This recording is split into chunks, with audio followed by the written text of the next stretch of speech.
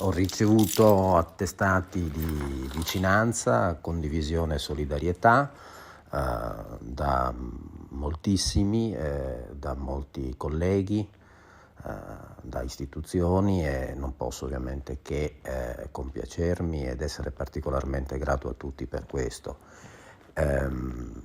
Mi limito semplicemente ad auspicare che i toni si possano abbassare, si possano misurare, ecco, le parole, perché è un momento, una situazione particolarmente faticosa.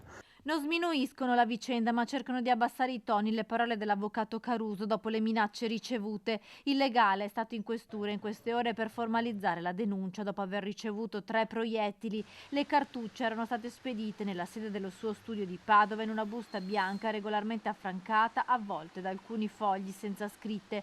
Digos, squadra mobile, sono intervenuti sul posto con la polizia scientifica per analizzare la busta e i proiettili alla ricerca di eventuali tracce. Grande la solidarietà ricevuta da Caruso, anche da Gino Cecchettin, con un post nel quale ha condannato ogni forma di intimidazione e violenza.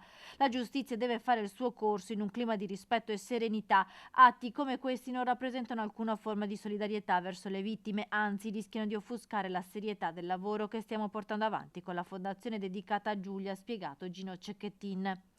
Ritengo che sia il modo migliore di far decantare una situazione così difficile, quello di essere tutti consapevoli che ognuno ha il proprio ruolo e che questo ruolo va rispettato fino in fondo. Ecco, questo ovviamente in un paese civile. Ho ricevuto ovviamente anche l'attestato di solidarietà, questo ci tengo a sottolinearlo, da parte dei colleghi delle parti civili, delle vittime.